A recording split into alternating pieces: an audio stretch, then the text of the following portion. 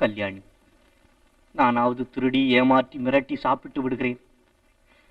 நீயும் உன் குழந்தையும் பசி தீர்த்துக் கொள்ள என்ன பாடுபடுகிறீர்களோ? இல்ல, நான் திருட இல்ல.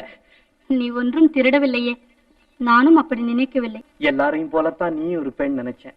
ஓஹோ, அதனாலதான் பகுத்தறிவாளரை பார்க்காதீங்கன்னு பாடினியா?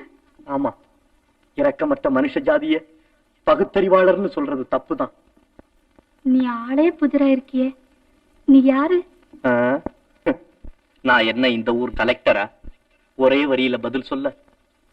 அது பெரிய கதை. எனக்கு கதை கேட்க ரொம்ப பிடிக்கும். இந்த கதையில ஒரு அணுவை கூட உன்னால் ரசிக்க முடியாது. வா என் வீட்டுக்கு. பயப்படாதே, வா, சும்மா வா.